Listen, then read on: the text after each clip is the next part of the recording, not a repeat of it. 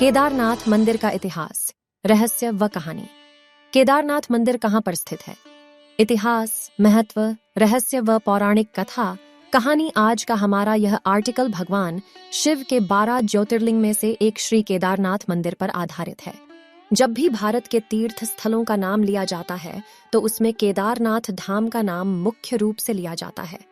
भगवान शिव का यह भव्य ज्योतिर्लिंग धाम हिमालय की गोद में उत्तराखंड में स्थित है। भगवान शिव का यह केदारनाथ धाम केवल भगवान शिव के 12 ज्योतिर्लिंग की श्रृंखला में ही नहीं, बल्कि भारत और उत्तराखंड के 4 धाम और 5 केदार की श्रृंखला में भी गिना जाता है। कहा जाता है कि केदारनाथ मंदिर का इतिहास पांडवों से जुड़ा हुआ है, जिसका निर्माण पांडव वंश के जन्मेजय ने करवाया था।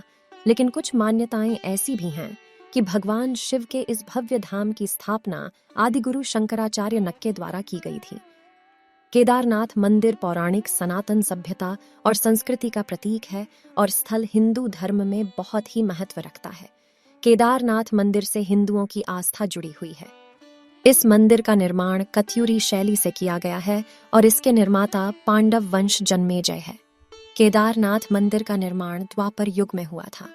इस मंदिर में स्थित स्वयंभू शिवलिंग बहुत ही प्रचलित एवं प्राचीन है।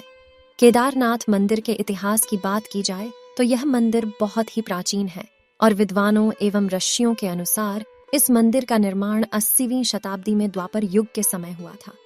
इस मंदिर के चारों ओर बर्फ के पहाड़ हैं। मंदिर मुख्य रूप से 5 नदियों के संगम का मुख्य धाम माना जाता है और यह नदियां मंदाकिनी, मधुगंगा, क्षीरगंगा, सरस्वती और स्वर्ण गौरी है। ऐसी मान्यताएं हैं कि ब्राह्मण गुरु शंकराचार्य के समय से ही स्वतः उत्पन्न हुए इस शिवलिंग की आराधना करते हैं। केदारनाथ मंदिर के समक्ष मंदिर के पुरोहित एवं यजमानों तथा तीर्थ यात्रियों के लिए धर्मशाला उपस्थित है। मंदिर के मुख्य पुजारी के लिए मंदिर के आसपास भवन बना हुआ है। मंदिर के मुख्य भाग में मंडप तथा गर्भगृह के चारों ओर प्रदक्षिणा पथ बना हुआ है।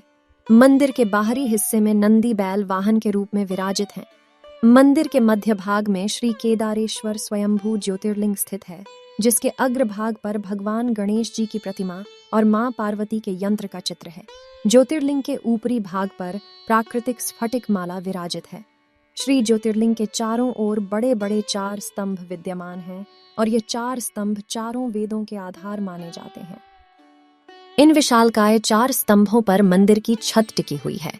ज्योतिर्लिंग के पश्चिमी भाग में एक अखंड दीपक विद्यमान है और 1000 सालों से इसकी ज्योति का प्रकाश मंदिर की आस्था को बनाए हुए हैं।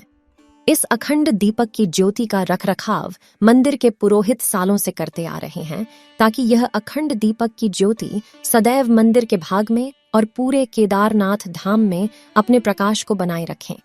मंदिर की दीवारों पर सुंदर एवं आकर्षक फूलों की आकृति को हस्तकला द्वारा उकेरा गया है।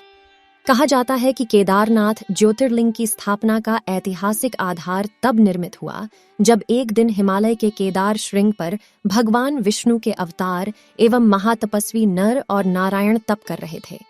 उनकी तपस्या से भगवान शंकर प्रसन्न हुए और उन्हें दर्शन दिए तथा उनकी प्रार्थना के फल स्वरूप उन्हें आशीर्वाद दिया कि वह ज्योतिर्लिंग के रूप में सदैव यहाँ वास करेंगे। केदारनाथ मंदिर के बाहरी भाग में स्थित नंदी बैल के वाहन के रूप में विराजमान एवं स्थापित होने का आधार तब बना जब द्वापर युग में महाभारत के युद्ध के दौरान पांडवों की विजय पर तथा भातर हत्या के पाप से मुक्ति के लिए भगवान शंकर के दर्शन करना चाहते थे। इसके फलस्वरूप वह भगवान शंकर के पास जाना चाहते और उनका आशीर्वाद पाना चाहते थे, परंतु भगवान शंकर उनसे नाराज थे। पांडव भगवान शंकर के दर्शन के लिए काशी पहुंचे, परंतु भगवान शंकर ने उन्हें वहां दर्शन नहीं दिए। इसके पश्चात पांडवों ने हिमालय जाने का फैसला किया और हिमालय तक पहुंच गए, परंतु भगवान शंकर पांडवों को दर्शन नहीं देना चाहते थे। इसलिए भगवान शंकर वहां से भी अंतर्ध्यान हो गए और केदार में वास किया। पांडव भी भगवान शंकर का आशीर्वाद पाने के लिए एकजुटता से और लगन से भगवान शंकर को ढूंढते ढूंढते केदार पहुंच गए। भगवान शंकर ने केदार पहुंचकर बैल का रूप धारण कर लिया था। केदार पर बहुत सारी बैल उपस्थित थी। पांडवों को कुछ संदेह हुआ, इसीलिए भीम ने अपना विशाल रूप धारण किया और 2 पहाड़ों पर अपने पैर रख दिए। भीम के इस रूप से भयभीत होकर बैल भीम के पैर के नीचे से दोनों पैरों में से होते हुए भागने लगे, परंतु एक बैल भीम के पैर के नीचे से जाने को तैयार नहीं थी। भीम बलपूर्वक उस बैल पर हावी होने लगे, परंतु वेल धीरे धीरे अंतर्ध्यान होते हुए भूमि में सम्मिलित होने लगा। परंतु भीम ने बैल की त्रिकोणात्मक पीठ का भाग पकड़ लिया। पांडवों के इस दृढ़ संकल्प और एकजुटता से भगवान शंकर प्रसन्न हुए और तत्काल ही उन्हें दर्शन दिए। भगवान शंकर ने आशीर्वाद रूप में उन्हें पापों से मुक्ति का वरदान दिया। तब से ही नंदी बैल के रूप में भगवान शंकर की पूजा की जाती है। अगर आपको हमारी कहानी अच्छी लगी हो तो लाइक और सब्सक्राइब करें। धन्यवाद।